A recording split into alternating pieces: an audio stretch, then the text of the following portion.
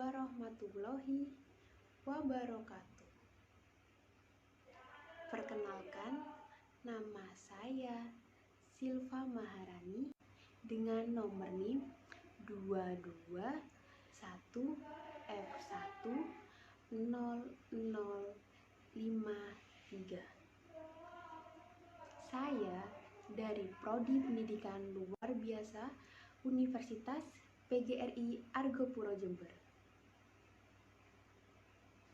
Tujuan dari pembuatan video ini adalah untuk memenuhi tugas mata kuliah Pendidikan Disabilitas Netra dari Bunda Sugihartati. Dalam video ini ada beberapa materi yang akan saya sampaikan. Yang pertama, mengenai ruang lingkup tunanetra dan faktor penyebab terjadinya anak tunanetra secara prenatal dan postnatal. Yang kedua, tentang definisi, identifikasi, kriteria, klasifikasi, dan karakteristik anak tunanetra. Dan yang ketiga adalah penyebab kelainan dari segi medis dan kebidanan, serta penyebab kelainan dan fungsi penglihatan dari penyakit akut dan kesalahan perlakuan. Pengertian anak tunanetra. Tunanetra berasal dari kata tuna yang berarti rusak atau rugi, dan netra yang berarti mata. Jadi, tunanetra yaitu individu yang mengalami kerusakan atau hambatan pada organ mata. Menurut pendapat para ahli, tunanetra dapat dilihat dari segi medis dan segi pendidikan. Dari sudut pandang medis, seseorang yang dikatakan mengalami tunanetra apabila penglihatannya 20/200 dan memiliki lantang pandangan kurang dari 20 derajat. Jika dilihat dari sudut pandang pendidikan, seseorang yang dikatakan buta secara fungsional apabila saluran utama yang dipergunakannya dalam belajar adalah perabaan atau pendengaran. Secara umum, tunanetra terbagi menjadi dua klasifikasi, yaitu yang pertama, totally blind atau tunanetra total. Seseorang yang dikatakan tunanetra total jika mengalami hambatan visual yang sangat berat atau tidak dapat melihat sama sekali. Penyandang tunanetra total mempergunakan perabaan dan pendengaran sebagai saluran utama dalam belajar. Yang kedua, yaitu low vision. Istilah low vision mungkin kurang dikenal di kalangan masyarakat. Namun, bila diartikan ke dalam bahasa Indonesia, low itu berarti rendah dan vision itu berarti penglihatan. Mungkin sekedar sebatas itu saja masyarakat memahami pengertian dari low vision. Kebanyakan orang tidak mengetahui bahwa sebenarnya istilah low vision memang diberikan untuk orang-orang yang mengalami keterbatasan penglihatan. Tetapi istilah low vision ini diberikan kepada orang yang memiliki lemah daya penglihatan, namun masih dapat melihat meskipun terbatas. Low vision bisa digolongkan sebagai ketunanetraan, tetapi tunanetra tidak dapat disebut low vision. Nah, sekarang kita sudah tahu kalau anak tunanetra terbagi menjadi dua klasifikasi. Klasifikasi yang pertama yaitu tunanetra total dan yang kedua yaitu low vision. Jika tunanetra total berarti mereka tidak bisa melihat sama sekali. Sedangkan untuk low vision mereka masih bisa melihat walaupun penglihatan mereka itu terbatas. Mungkin beberapa dari kita pernah berpikir, bagaimana sih gambaran penglihatan anak low vision? Karena anak low vision masih bisa melihat, walaupun penglihatannya mereka itu terbatas. Nah, teman-teman, sekarang saya akan memberikan sedikit gambaran bagaimana sih penglihatan anak low vision.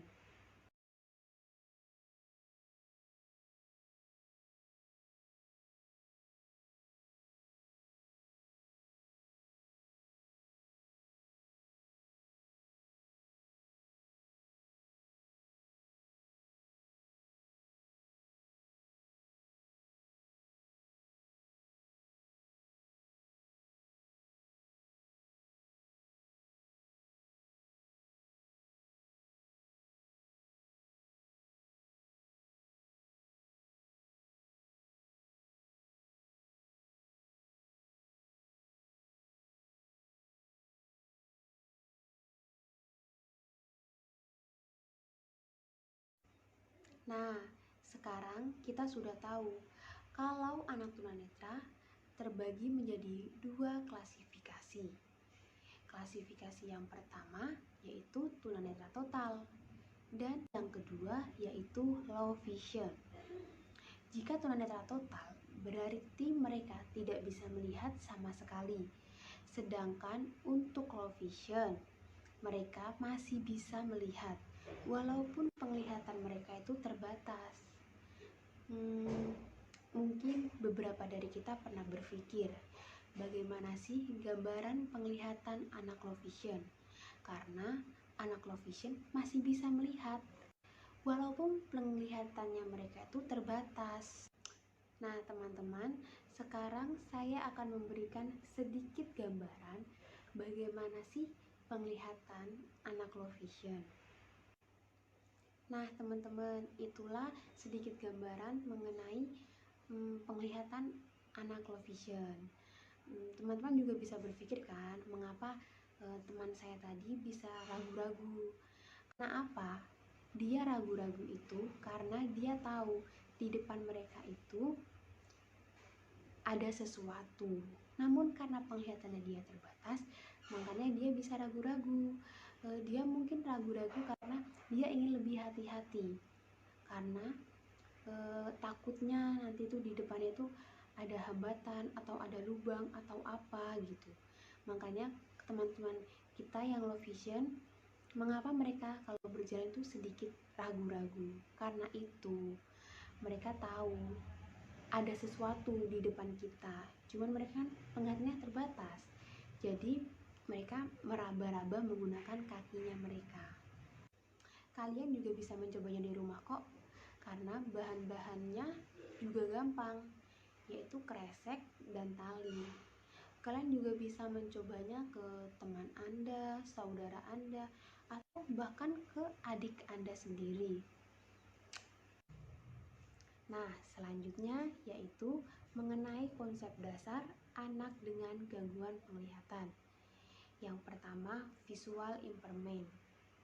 Hal ini merujuk pada kelainan yang berkaitan dengan kerusakan pada fungsi. Yang kedua, organ penglihatan.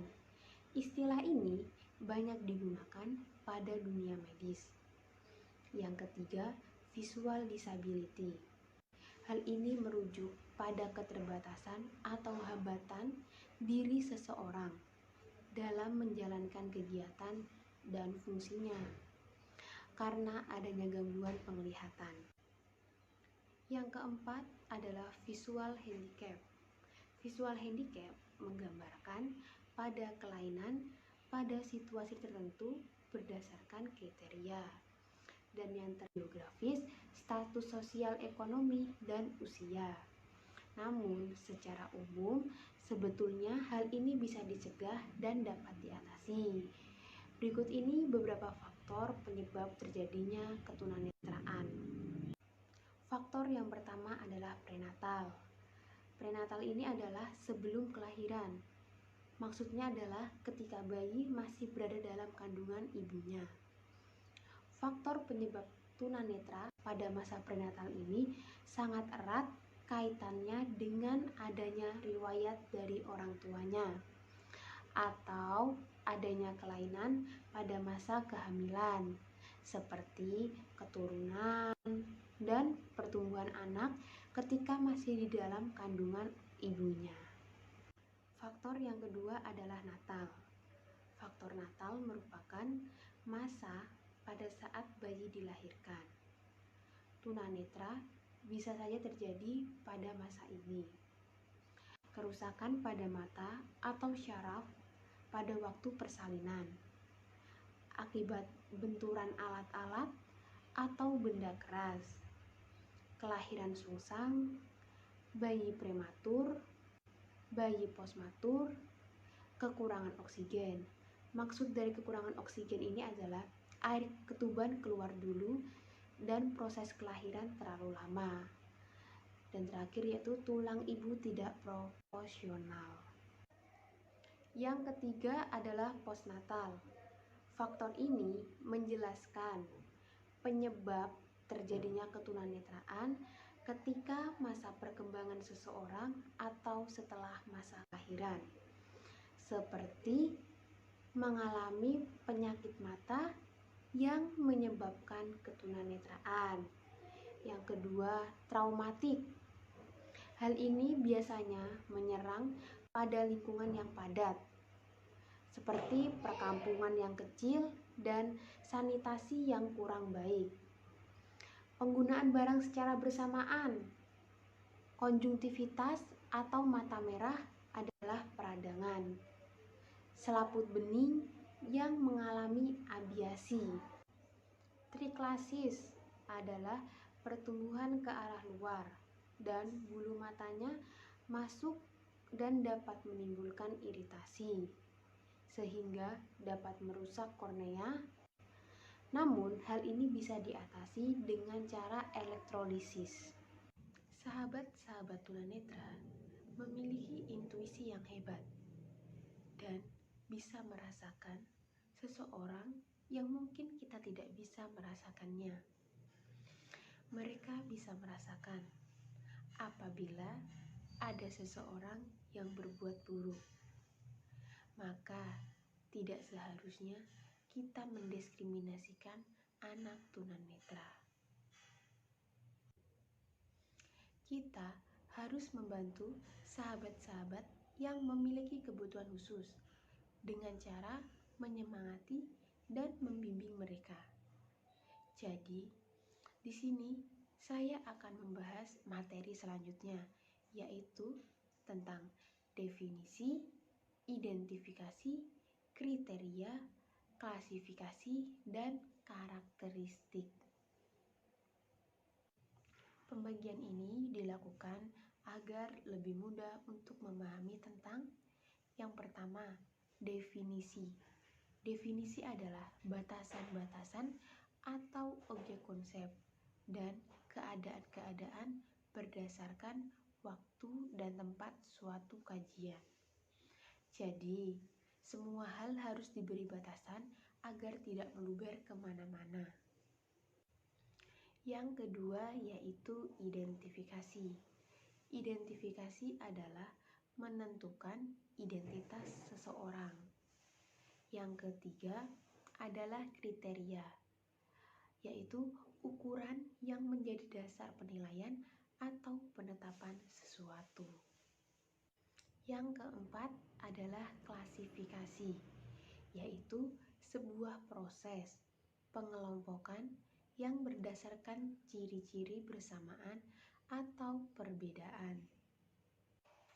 Yang kelima, karakteristik adalah gaya hidup seseorang yang berkembang secara teratur hingga tingkah laku menjadi konsisten dan mudah diperhatikan. Selanjutnya, saya akan menjabarkan satu persatu mengenai pembagian di atas. Definisi. Tunanetra berasal dari bahasa Jawa yang berarti tuna atau rugi dan netra yang berarti mata. Jadi, tunanetra adalah satu kesatuan yang tidak bisa dipisahkan. Tunanetra yaitu kerugian yang disebabkan oleh kerusakan atau terganggunya organ mata. Menurut KBBI, tunanetra artinya rusak atau tidak memiliki mata atau buta atau kurang kelihatan. Sedangkan menurut para ahli, tunanetra adalah anak yang tidak bisa menggunakan fungsi penglihatannya secara optimal. Dan dalam proses belajar, anak tunanetra membutuhkan pelayanan khusus dan bergantung pada indera pendengaran. Identifikasi, yaitu menentukan identitas seseorang. Identitas anak tunanetra dilihat secara anatomis fisiologisnya. Jadi, menyangkut struktur anatomi dan fungsi organ mata. Sehingga tunanetra adalah rusaknya organ anatomi mata yang menyebabkan terganggunya fungsi penglihatan. Secara anatomi dan fisiologi, tunanetra dibagi menjadi dua. Yang pertama yaitu medis. Medis dikaitkan dengan penyakit dan kelainan anatomi atau fungsi penglihatan, sehingga membutuhkan layanan khusus berupa pengobatan ke dokter. Yang kedua yaitu estetis optometris dan estetis. Ketunanetraan yang dikaitkan sebagai keadaan di mana mengalami kerusakan perlu dikoreksi dengan modifikasi alat bantu visual. Klasifikasi tunanetra dibagi menjadi 5 bagian. Yang pertama adalah penglihatan agak normal, membutuhkan koreksi lensa dan alat bantu baca. Jika tidak memakai kacamata, maka akan mengalami kesulitan untuk melihat bacaan, bahkan melihat tulisan yang kecil. Yang kedua, penglihatan kurang atau sedang, membutuhkan pencahayaan dan alat bantu penglihatan. Yang ketiga, penglihatan pusat rendah, lantang penglihatan sedang, dan memiliki ketidakmampuan untuk memperoleh pengalaman akibat kerusakan penglihatan. Yang keempat, memiliki fungsi penglihatan buruk, kemampuan lantang penglihatan rendah, dan perlu alat untuk membaca. Yang kelima, kelompok buta total. Kriteria tunanetra dibagi menjadi 4 bagian. Yang pertama, dilihat dari kemampuan melihat. Yang kedua, dilihat dari kemampuan terhadap persepsi cahaya. Yang ketiga, dilihat dari kemampuan ketajaman penglihatan. Dan yang keempat, dilihat saat terjadinya tunanetra. Kemampuan melihat dibagi menjadi 2. Yang pertama, buta total, tidak bisa melihat sama sekali dan tidak ada pengalaman melihat. Yang kedua, low vision, masih bisa melihat gelap dan terang. Low vision dibagi menjadi 5. Yang pertama, light perception, hanya bisa membedakan gelap dan terang.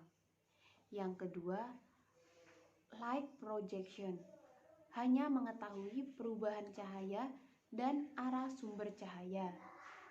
Yang ketiga, tunnel vision, penglihatannya berpusat, hanya terlihat bagian tengah saja. Yang keempat, peripheral vision, yaitu hanya bagian kiri yang terlihat. Yang kelima, bercak, ada bagian-bagian lain tertentu yang tidak terlihat. Kemampuan persepsi cahaya dibagi menjadi 3 bagian.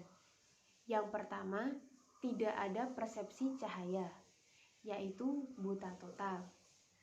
Yang kedua, memiliki persepsi cahaya, yaitu masih bisa melihat bentuk. Dan yang ketiga, mampu memproyeksikan cahaya. Maksudnya adalah dapat mengetahui asal cahaya dan masih bisa melihat jari. Kemampuan ketajaman penglihatan dibagi menjadi 4. Yang pertama, 20/20Y sampai 20/50Y atau 6/6M sampai 6/16M. Digolongkan taraf tunanetra ringan. Masih bisa menggunakan alat bantu pendidikan. Yang kedua, 20/70Y atau 6/20M sampai 6/60M. Disebut low vision. Menggunakan alat bantu masih bisa dikoreksi. Yang ketiga, 20/200 FIP atau 6/60M atau lebih termasuk berat tapi masih bisa menghitung jari dan masih bisa melihat struktur tangan. Yang keempat, visus 0 atau buta total. Materi yang ketiga adalah membahas tentang penyebab kelainan mata dari segi medis dan kebidanan, dan penyebab kelainan fungsi penglihatan dari penyakit akut dan kesalahan perlakuan terhadapnya. Materi yang pertama dibagi menjadi 3 bagian, supaya lebih mudah untuk dipahami. Yang pertama yaitu masa prenatal atau masa sebelum kelahiran. Yang kedua yaitu masa natal atau masa saat kelahiran. Dan yang ketiga yaitu masa postnatal atau setelah kelahiran. Materi yang kedua dibagi menjadi 2 bagian, yaitu supaya lebih mudah untuk memahaminya. Yang pertama, buta bawaan atau congenital blind. Yang kedua, adventitiously blind atau buta didapat, disingkat menjadi AB. Secara ilmiah, ketunanetraan dapat disebabkan oleh beberapa faktor, yaitu apakah itu faktor dari dalam anak yang disebut faktor internal atau faktor dari luar diri anak itu sendiri yang disebut faktor eksternal. Sekarang saya akan membahas bab yang pertama, yaitu masa prenatal atau sebelum kelahiran. Menurut Hittermann dan teman-temannya menyebutkan bahwa ketunanetraan itu disebabkan oleh beberapa faktor, yaitu yang pertama faktor keturunan. Antara lain adalah retinitis pigmentosa, yaitu penyakit pada retina yang umumnya menyebabkan sedikit demi sedikit kemunduran dan memburuknya fungsi dari retina. Gejala pertama ini biasanya sukar melihat pada malam hari, kemudian diikuti oleh hilangnya fungsi penglihatan perifera dan akhirnya hanya sedikit penglihatan yang tertinggal. Yang kedua adalah perkawinan sedara. Perkawinan sedara ini menurunkan sifat, termasuk penyakit ataupun keturunan. Kemudian yang ketiga adalah infeksi kehamilan akibat virus, seperti leptospirosis. Virus ini berasal dari air kencing tikus atau terkena virus material rubella, morepili, campak Jerman, dan lain sebagainya. Maka dari itu, seorang ibu hamil harus benar-benar menjaga kebersihan. Yang keempat adalah gangguan genetik.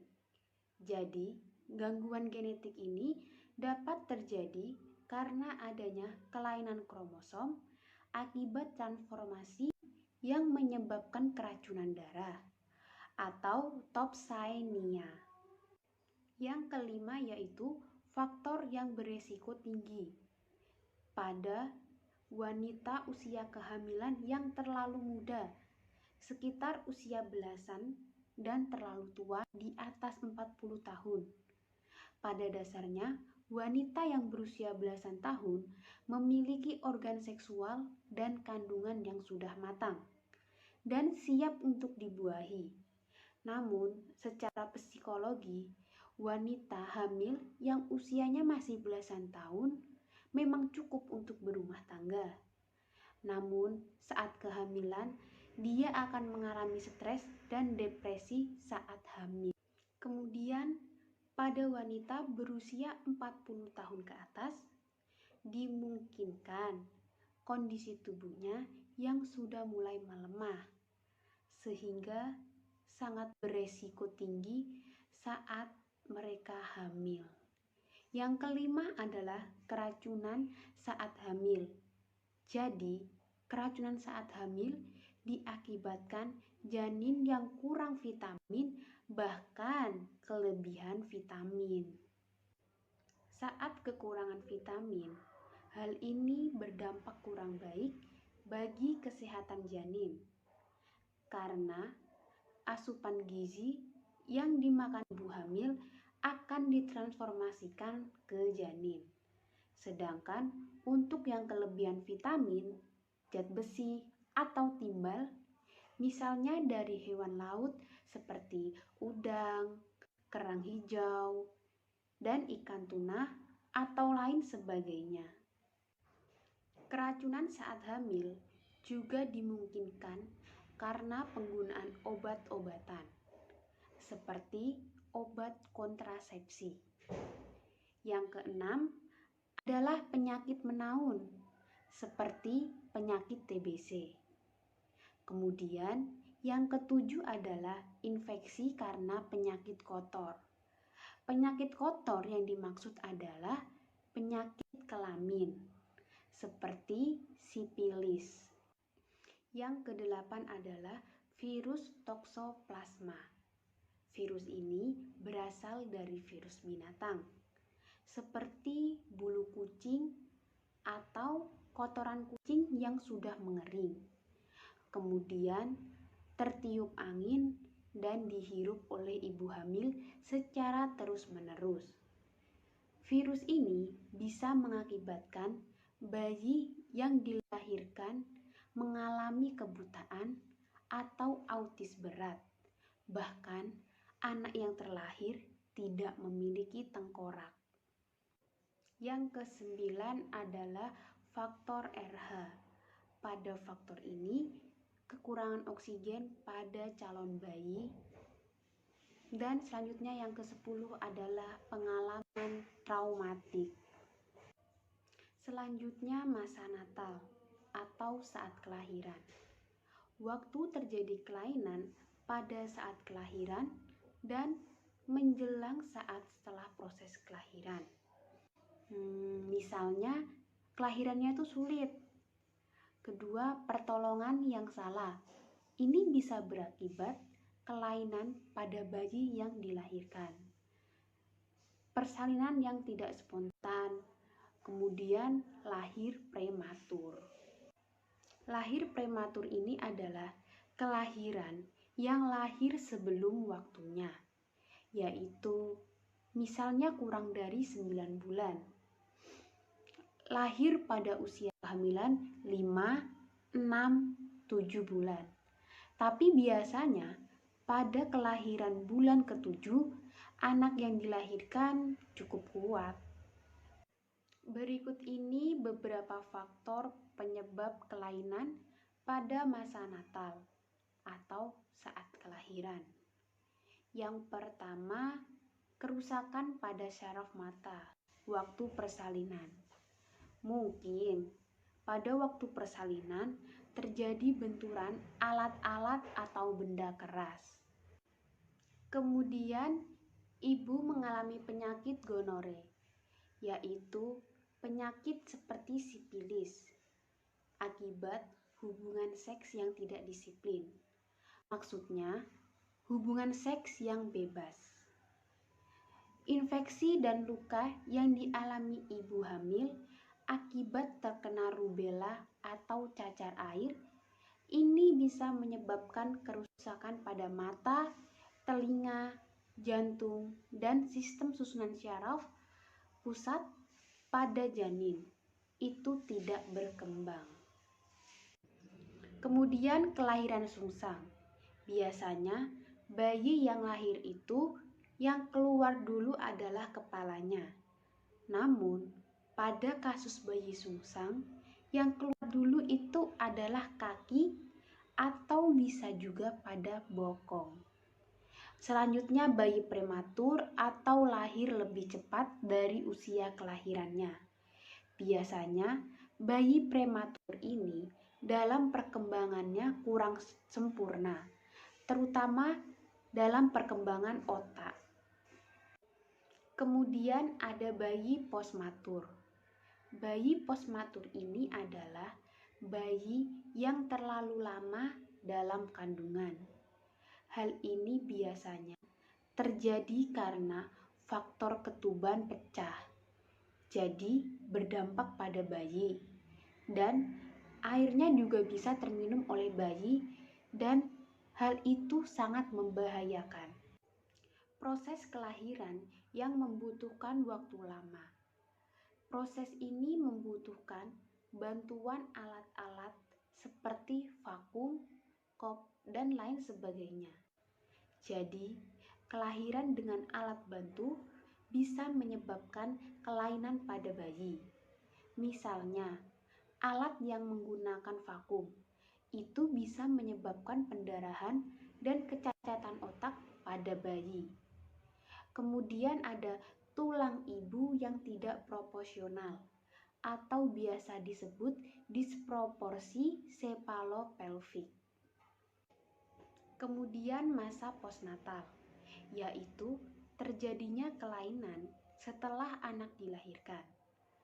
Pada usia perkembangan, anak setelah lahir, yaitu pada usia perkembangan kurang lebih sampai usia 18 tahun, anak masih bisa mengalami kelainan.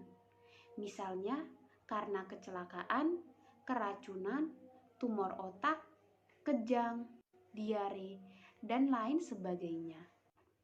Berikut ini hal-hal yang dapat menyebabkan kelainan atau kecacatan di usia perkembangan.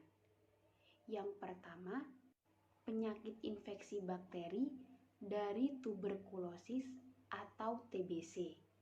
Yang kedua, penyakit panas tinggi yang mengakibatkan kejang-kejang dan staph. Yang ketiga, radang telinga atau otitis media. Kemungkinan juga karena pada waktu bayi dilahirkan itu terkena air ketuban. Nah, mungkin air ketubannya ini masuk ke dalam telinga. Biasanya seorang bayi yang kemasukan air ketuban pada telinganya akan mengeluarkan bau yang tidak sedap dan kalau tidak ditangani bahkan bisa menyebabkan tuli. Yang keempat, penyakit malaria tropicana.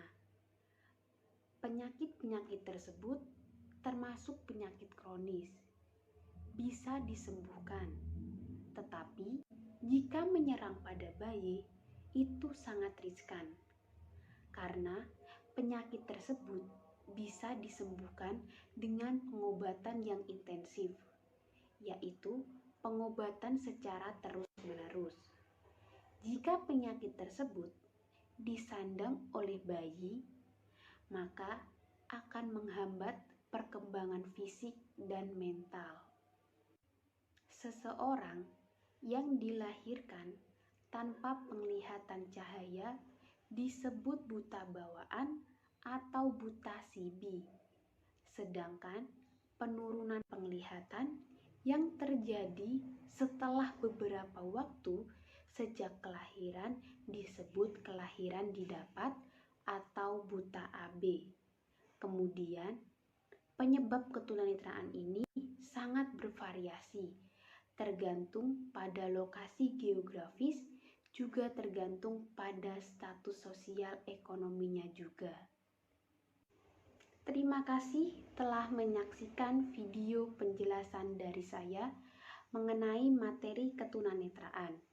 Semoga video ini bisa bermanfaat bagi kita semua. Kurang lebihnya mohon maaf. Wassalamualaikum warahmatullahi wabarakatuh.